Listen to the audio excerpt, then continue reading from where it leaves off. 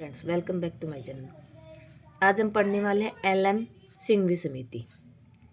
पिछली वीडियो में मैं पढ़ी थी जी.वी. के राव समिति। जी.वी. के राव समिति के कुछ क्वेश्चन आपसे कर रही हूँ, उनके आंसर आप कमेंट बॉक्स में दे सकते हैं या खुद मन में रिवाइज कर लीजिए, देख लीजिए कि सही है कि नहीं। कार्ड समिति के नाम से कौन सी समिति को जाना जाता है? पहला क्वेश्चन। 4 स्तरीय पंचायती राज का ढांचा 4 स्तरीय होना चाहिए, कौन सी समिति की सिफारिश है? और बिना जड़ की घास पंचायती राज को बिना जड़ की घास कौन सी समिति ने कहा था? और पंचायती राज संस्थाओं का कार्यकाल 5 वर्ष करने की सिफारिश कौन सी समिति ने करी थी? अब हम पढ़ते हैं एल.एम. सिंघवी समिति।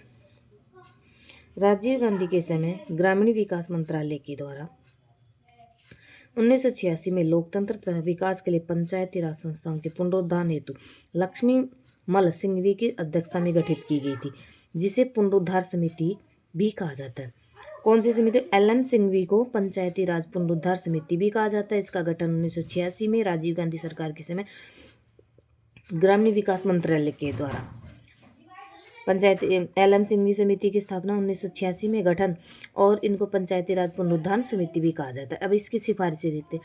पंचायती राज का ढांचा त्रिस्तरीय होना चाहिए, पंचायती राज को संवैधानिक दर्जा देने की सिफारिश। और कौन सी समिति ने संवैधानिक दर्जा देने की मांग करी थी? तो अशोक मेहता समिति ने भी पंचायती राज को संवैधानिक दर्जा देने की मांग करी थी।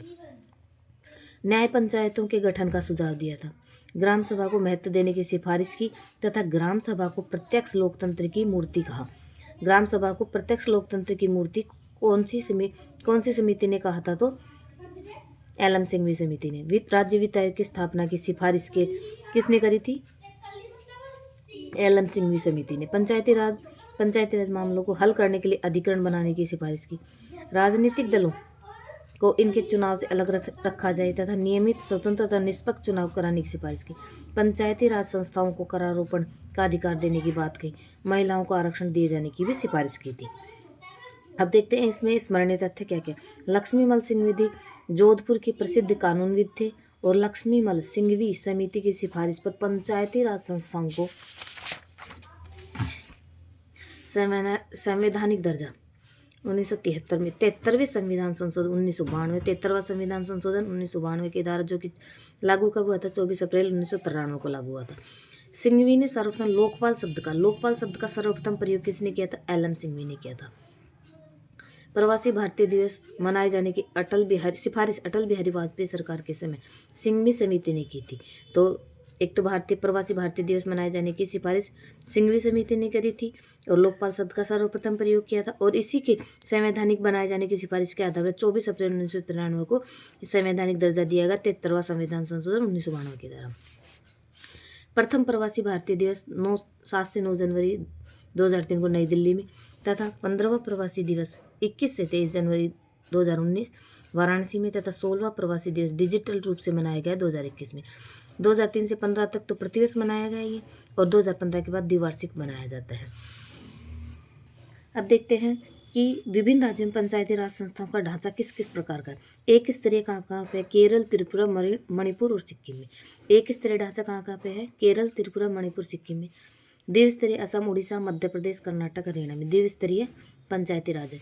और त्रिस्तरीय ढांचा उत्तर प्रदेश, बिहार, महाराष्ट्र, आंध्र प्रदेश, हिमाचल प्रदेश, पंजाब, गुजरात, राजस्थान, तमिलनाडु। 4 स्तरीय सिर्फ पश्चिम बंगाल में। और 4 स्तरीय बनाने की सिफारिश कौन सी समिति ने करी थी?